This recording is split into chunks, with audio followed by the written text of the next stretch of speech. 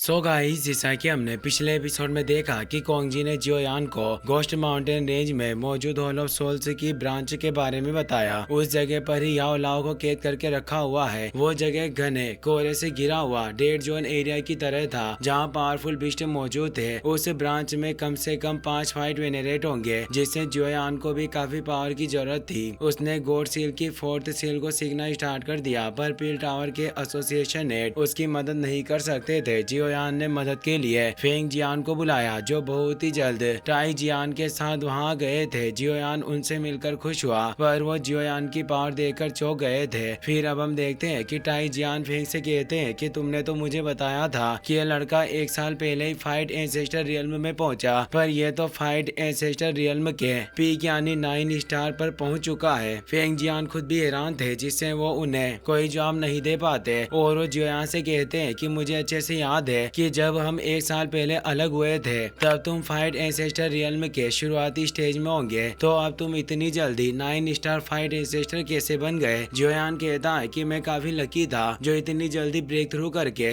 9 star पर पहुंच गया। फेंग जियांग कहते हैं कि फाइट एंसेस्टर रियल्म के 1 स्टार में ब्रेक थ्रू करना भी काफी मुश्किल होता है। अगर तुम्हारी ये बात मेरे अलावा किसी और ने सुनी होती तो पागल हो जाता और खून की उल्टियां करने लगते हैं। जियोयान कहता है कि मैं बस भाग्यशाली था जो इतनी जल्दी आगे बढ़ पाया। लिटिल फेंग डॉक्टर मुस्कुराने लगती है और तियान वो भी मुस्कुरा रहे थे, क्योंकि जियोयान अपनी डेडिकेशन और मेहनत से ही आगे बढ़ा था। इसलिए जुआनी और बाकी एसोसिएशन एल्डर भी मुस्कुराने लगते हैं। वो टाई जियान के रिएक्शन पर मुस्कुरा रहे थे। फेंग जियान जियोयान के दोस्तों को नहीं पहचानते, इसलिए वो पूछते हैं कि ये तीनों कौन है। जियोयान बताता है कि ये तीनों मेरे फ्रेंड्स हैं, साथ ही यह मेरे मास्टर के रेस्क्यू मिशन में भी हमारी सहयोगी होंगे। सबसे पहले वो उन्हें लिटिल फेंग डॉक्टर से मिलवाता है और बताता है कि इसकी power 3 star fight venerate realm में पहुंच गई है। फिर वो उन्हें जियन और एल्डर तियान वो से मिलवाता है। फेंग जियान और टाई जियान उन तीनों से मिलकर खुश होते हैं। टाई जियान हैरान थे, क्योंकि जियोयान के दोनों दोस्त फाइट वेनरेट रियल्म में होते हैं, जिनसे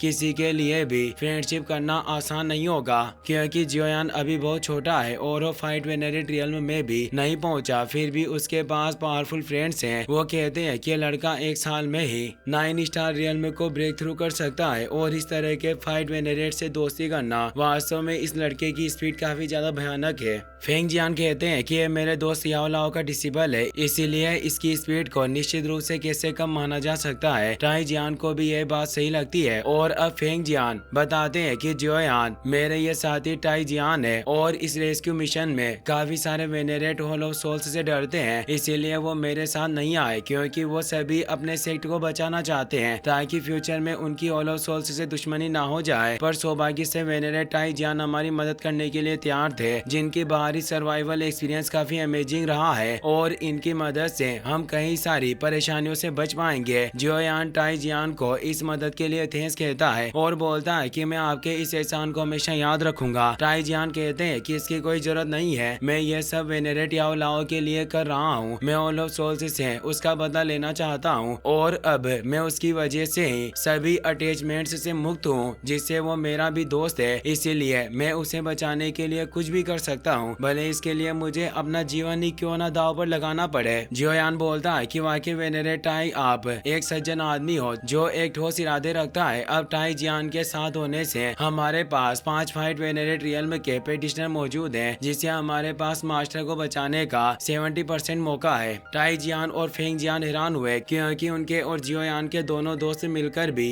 4 ही फाइट वेनरेट हो रहे थे। तो अब जियोयान अपने हेवनली अर्थ पपेट को बाहर निकालता है, जो उस स्टार रीजन में एनर्जी को एजो करने के बाद फाइट वेनरेट रियल्म की पपेट बन गई थी, जिसे देखकर फेंग जियान और टाई जियान को अपने आंखों पर विश्वास नहीं होता। एसोसिएशन हेड भी ये देखकर हैरान थे। जियोयान बोलता है कि अगर मैं अपनी पावर को भी आपके साथ मिला दूं, तो हमें हॉल ऑफ सोल्स के 5 फाइट वेनरेट से निपटने में कोई प्रॉब्लम नहीं होगी। सभी इस बात से एग्री करते हैं। जुआनी खुश थी, क्योंकि वो भी याओ लाओ को बचाने में मदद कर सकती थी, पर पील टावर की वजह से वो उनके साथ नहीं जा सकती। जियोयान सोचता है कि मुझे अपने मास्टर के रेस्क्यू मिशन के लिए सालों से इंतजार किया। मास्टर, आप मेरा इंतजार करना, मैं निश्चित रूप से आपको हॉल ऑफ सोल्स से जरूर बाहर निकालूंगा। अब वो सभी गोस्ट माउंटेन रेंज की तरफ निकल जाते हैं, जिसे डेथ सोल माउंटेन रेंज भी कहा जाता है। वो जब वहाँ पहुँचते हैं तो टाई जुआन कहते हैं कि ये पूरा डेथ माउंटेन रेंज ठंडे कोहरे में डूबा हुआ है, जिससे आसमान में उड़ते हुए जाने का कोई फायदा नहीं होगा और साथ ही काफी ऊंचाई पर उड़ने से होलो सोल्स के लोग हमें ट्रेस कर सकते हैं। अगर उन्हें हमारे रेस्क्यू मिशन के बारे में भनक लग गई तो याओ लाओ को फिर से दूसरी जगह ट्रांसफर कर देंगे और फिर हम कभी भी उसे ढूंढने में सक्षम नहीं होंगे। मेरी सलाह मानो, हमें पैदल चलकर ही आगे बढ़ना चाहिए। जियोयान कोई भी रिस्क नहीं लेना चाहता था। वो बोलता है कि सीनियर, आपकी बात बिल्कुल सही है और अब वो पैदल ही आगे बढ़ने लगते हैं। काफी ज्यादा रात हो चुकी थी। टाइजान बोलते हैं कि अब हमें आगे नहीं बढ़ना चाहिए। अगर हम आगे बढ़े तो काफी ज्यादा संभावना है कि हम इस घने कोहरे में खो जाएं। हमें आज रात यहीं डेरा डालना होगा। वो एक खास बैग को बाहर निकाल कर पाउडर को आसपास छिड़कने लगते हैं। जियन उस पाउडर को सूंघने लगी। उसमें से अजीब सी स्मेल आ रही थी। वो सीनियर से पूछती है कि आखिर आप यहाँ क्या बिखेर रहे हो, इसकी स्मेल वियर्ड है। टाइजुआन कहता है कि ये काफी हाई रैंकिंग मैजिकल बीस्ट के मलमूत्र है, जिससे ये काफी सारे लो लेवल के मैजिकल बीस्ट को हमें परेशान करने से रोक सकते हैं। जियन को ये सब काफी घिनौना लगता है। वो इसी तरह से मास्टर को खोजने की कोशिश करते रहे तो हम कभी भी मास्टर को ढूंढ नहीं पाएंगे और अगर इस बार मैं मास्टर को ढूंढ नहीं पाया तो मैं इस अपॉर्चुनिटी को वापस कभी भी हासिल नहीं कर पाऊंगा। फेंग जियान उसे हौसला देते हैं और बताते हैं कि मैं मानता हूँ कि माउंटेन रेंज काफी बड़ी है, पर वो होलो सोल से भी काफी बड़ी जगह में फैला होगा, इसीलिए उसे खोजना इतना ज्यादा मुश्किल नहीं होना चाहिए जितना तुम सोच रहे हो। धीरे धीरे काफी रात हो जाती है। टाई जियान को अजीब सा एहसास होता है। वो बोलते हैं कि कोई पावरफुल चीज धीरे से हमारी तरफ बढ़ रहा है। सभी परेशान होते हैं। वो बताते हैं कि डे सोल माउंटेन में रात के समय मैजिकल बीस्ट काफी ज्यादा एक्टिवेट रहते हैं। भले ही मेरे द्वारा लगाया हुआ मैजिकल बीस्ट का मलमूत्र कई सारे मैजिकल बीस्ट को रोक सकता है, पर वो मैजिकल बीस्ट को इधर उधर टहलने से नहीं रोक सकता। जियोयान कहता है कि जरूर कोई बीस्ट हमें पॉइंट कर रहा है। वो काफी देर इंतजार करते हैं पर वहाँ कोई बीस्ट नहीं आता, पर जियन को चारों तरफ मैजिकल बीस्ट का एहसास हो रहा था। सभी अपनी पावर को एक्टिवेट कर लेते हैं। तभी जियन देखती है कि वो जिन मैजिकल बीस्ट से डर रहे थे वो छोटी चींटियां हैं जो वहाँ चारों तरफ मौजूद थी, जो भी काफी पावरफुल थी। टाइजान बोलते हैं कि मामूली चींटियां नहीं बल्कि स्टोन स्लोविंग डीमन एंड्स हैं। भले ही इनकी रैंक ज्यादा नहीं हो पर ये नंबर्स में काफी ज्यादा है, जिससे ये जहाँ भी जाती है इंसानों और बीस्ट की हड्डियों के अलावा और कुछ नहीं छोड़ती। यहाँ तक कि रैंक 8 के मैजिकल बीस्ट को भी इनसे लड़ते हुए पीछे हटना पड़ता है। जियोयान अपनी पावर को एक्टिवेट करने लगता है। फेंग जियान बोलते हैं कि हमें इनसे लड़ना नहीं चाहिए क्योंकि एक बड़ा हंगामा होलो सोल्स के लोगों को सतर्क कर सकता है, जिससे सिचुएशन और भी बदतर हो जाएगी। जियोयान को काफी गुस्सा आ रहा था। वो सोचता है कि क्या हमें पीछे हटना होगा और हम मास्टर को बचा नहीं पाएंगे। जेन जियोयान को परेशान देखकर उसे एक आइडिया आता है, क्योंकि वो भी एक मैजिकल बीस्ट थी, इसीलिए वो तेजी से वहाँ से आगे की तरफ निकल जाती है। फेंग जियान परेशान हो जाते हैं। वो बोलते हैं कि आखिर करना क्या चाहती है, जो है खुद मौत को बुलावा देने गई है। और वो जियोयान से कहते हैं कि तुम सभी यहाँ से निकल जाओ, मैं सिचुएशन को संभाल लूंगा और उसे बचा कर ले आऊंगा। जियोयान जानता था कि जियन कुछ भी गलत नहीं करेगी जिससे उन्हें प्रॉब्लम हो। जियन आसानी से उन एंड्स के बीच चलती हुई आगे बढ़ रही थी। फेंग जियान चींटियों पर अटैक करने लगते हैं, पर जियोयान उन्हें रोक लेता है और बोलता है हमें थोड़ी देर रुकना चाहिए। जियन ने क्वीन एंड पर अटैक कर दिया था, पर फिर भी वो चींटियां उस पर अटैक कर रही थी। एक तेज रोर की आवाज सुनाई देती है, जिससे सभी परेशान हो जाते हैं। टाई जियान बोलते हैं कि ये चींटियां किसी को भी जिंदा नहीं छोड़ती, फिर आखिर ये इस लड़की पर अटैक क्यों नहीं कर रही, बल्कि वो चींटियां तो जियन के लिए रास्ता बना रही है। और अब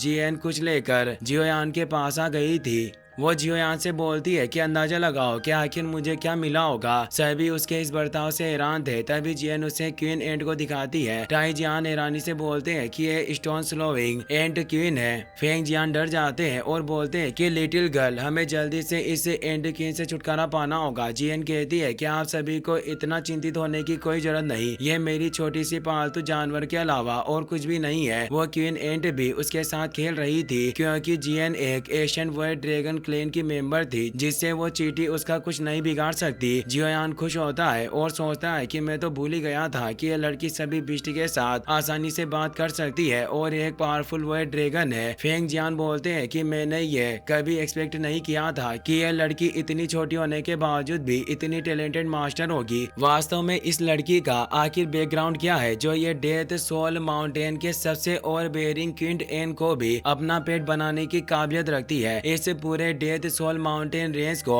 in stone slowing demon ends की टेरिटरी माना जाता है और ये हर जगह मौजूद है। इससे जियोयान को आइडिया आता है कि वो उनसे हॉल ऑफ सोल्स की ब्रांच का पता पूछ सकता है। वो जियन से कहता है कि क्वीन एंड्स से हॉल ऑफ सोल्स का ठिकाना पूछो। जियन उस क्वीन एंड को लिटिल क्यूटी कहकर बुलाती है और पूछती है कि क्या तुम हॉल ऑफ सोल्स के बारे में जानती हो कि इस माउंटेन रेंज में उनकी ब्रांच कहाँ है। वो चीटी उसे अपनी भाषा में पूछती है कि आखिर वो हॉल ऑफ सोल्स के लोग कैसे दिखते हैं। जियन बोलती है कि वो डार्क पावर वाले कमीने लोग हैं। वो बिल्कुल ना तो इंसान की तरह दिखते हैं ना ही भूत की तरह। एंड क्वीन अपने एंटीना की मदद से सभी चीटियों के पास इंफॉर्मेशन भेजने लगती है। सभी चीटियां एक दूसरे को सिग्नल ट्रांसफर कर रही थी और ये सब वो अपने एंटीना को रब करके कर रही थी। पूरे गोस्ट माउंटेन रेंज में ये मैसेज फैलने लगता है। जियोयान और उसके साथी ये देखकर हैरान थे। एक चीटी को हॉल ऑफ सोल्स के बारे में पता था और वो इस बारे में क्वीन एंड को इन्फॉर्मेशन देती है। क्वीन एंड जियन को अपनी लैंग्वेज में पूरी बात बताती है कि वो ब्रांच कहाँ है। जियन गलती से एनिमल्स की लैंग्वेज में जियोयान को भी हॉल ऑफ सोल्स के बारे में बताने लगती है, पर उन सभी को कुछ भी समझ नहीं आ रहा था जिससे वो एक दूसरे को ही ताक रहे थे। जियन बोलती है कि मैं भूल गई कि तुम बिष्ट की भाषा को समझ नहीं सकते और वो बताती है कि हॉल ऑफ सोल्स इस जगह से कुछ ही दूरी पर मौजूद है और मैं तुम्हें अब वहाँ लेकर जाऊंगी। और वो उड़कर उस जगह जाने लगती है। जियोयान और उसके बाकी साथी भी जियन के पीछे जाने लगते हैं। वो सभी तेजी से आगे बढ़ रहे थे। क्वीन एंड जियन को रास्ता दिखा रही थी जिससे ही वो सही दिशा में आगे बढ़ते जा रहे थे। फेंग जियान सोचते हैं कि इस स्पीड से अगर हम आगे बढ़ते रहे तो हम हॉल ऑफ सोल्स में जल्दी पहुंच जाएंगे। जियोयान कहता है कि इस लिटिल गर्ल ने निश्चित रूप से आज बहुत बड़ा योगदान दिया। टाई जियान को अभी भी विश्वास नहीं हो रहा था कि वो लड़की स्टोन स्लोविंग चीटियों की रानी को पेट बना सकती है और वो कहते हैं कि आखिर इस जियोयान के पास किस तरह के दोस्त हैं। वो काफी तेजी से आगे बढ़ते हुए जा रहे थे। वहीं अब हम हॉल ऑफ सोल्स की उस गोस्ट माउंटेन ब्रांच का सीन देखते हैं जहाँ याओ लाओ को एक पिलर के ऊपर कैद करके रखा हुआ था। याओ लाओ चेन्स से बंधे हुए थे और उनकी हालत काफी खराब थी और उन पर एक पावरफुल फाइट वेनरेट नजर रखे हुए था। इसी के साथ ये एपिसोड यहीं पर खत्म हो जाता है। गाइस, अगर आप इसका नेक्स्ट एपिसोड भी जल्दी देखना चाहते हो तो इस वीडियो का 15 के लाइक जल्दी पूरा कर देना। Take care, good bye.